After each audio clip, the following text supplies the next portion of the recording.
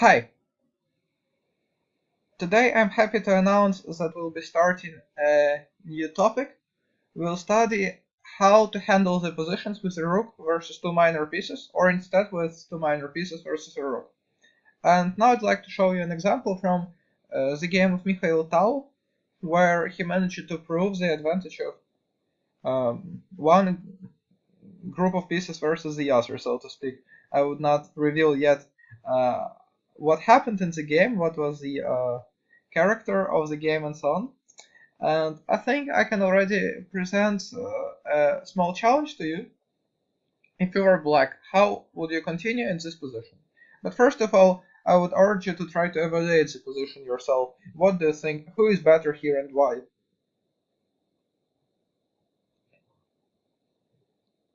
Alright, I hope you've had time to think and come up with some interesting ideas as well as with the evaluation.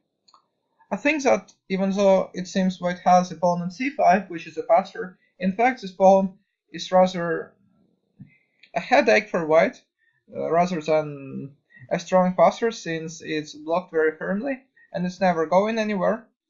And here black managed to come up with a rather lovely positionally tactical idea, as I like to call such kind of things.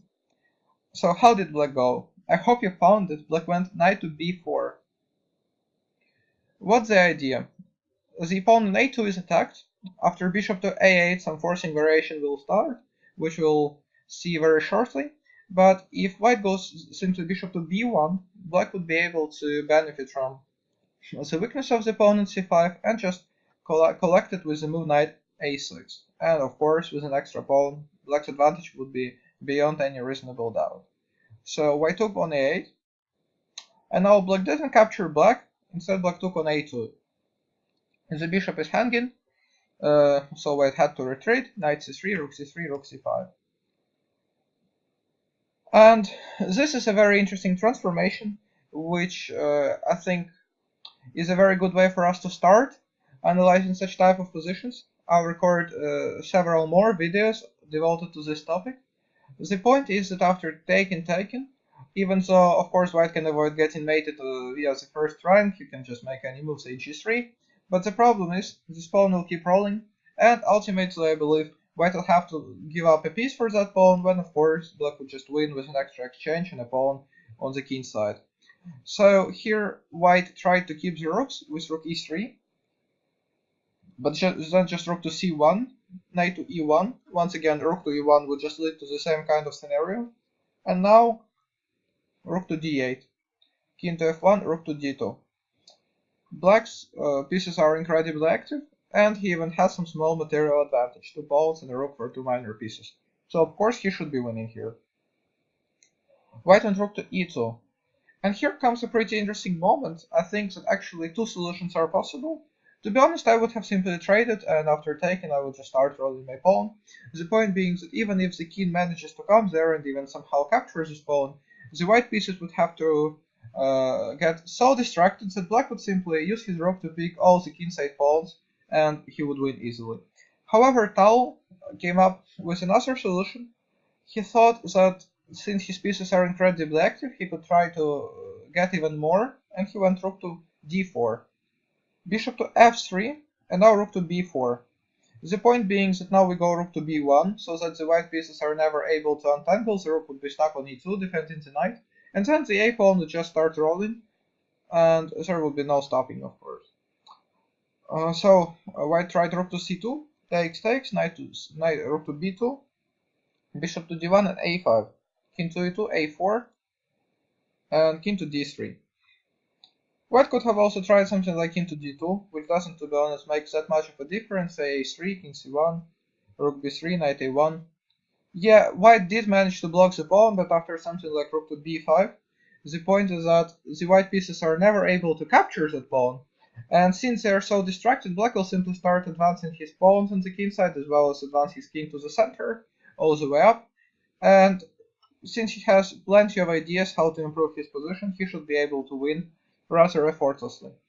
So here after king e2, a4, white went king to d3, which led to a slightly different sort of scenario. Black gave a check, king to c4, The white king managed to approach the pawn rather fast, but as we see now the king side is left without any defenders. Rook to b1, bishop to e2. How do you continue now as black to force some material gains? Indeed, rook to g1 is incredibly powerful. The point being that after g3, rook to g2, all the kingside pawns are just likely to fall immediately. Whilst after bishop to f3, which was actually played in the game, black came up with one more precise move, rook to f1, and just picked the pawn on f2. So after rook f1, king to d3 was played, rook f2 and bishop e4. The white pieces don't have any stable and reliable outposts, and black is just able to kick these pieces back very easily. Black could have started with f5, I think. Instead he went e5, king to e3, rook to f6, king to d3, rook to b6. So black just gave black kept all the aces that he did have before when white did have the pawn on f2, and now he also wants a pawn on top of that. So of course white's position is entirely hopeless. King c3 was played f5, bishop to d5, rook to b1.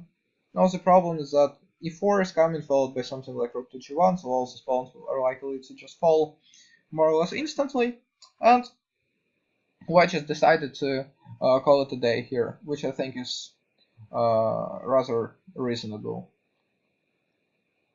And I just would like to share a general thought. The problem is, and the main reason why I decided to make a series of videos on this topic, is that there is a very common opinion and a very common prejudice that two pieces are always better than the rook.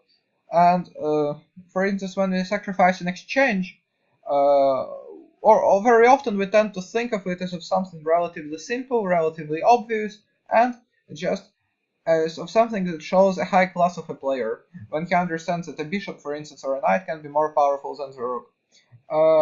At the same time, we always tend to think that two pieces are better, which is not really the case in a lot of positions, in a lot of the open positions. Just as here, when, as we see, if the rook gets an open file, it tends to be incredibly powerful on both sides, much better than two pieces, especially if there is also an outside pawn that distracts enemy's forces. So I hope you have enjoyed this short clip, and I'd come up with a series of videos devoted to the same topic, so that we would definitely make your understanding of this type of positions a lot better. And please leave your comments. As always, I'm looking forward to hearing from you guys. Thanks a lot for your time and attention.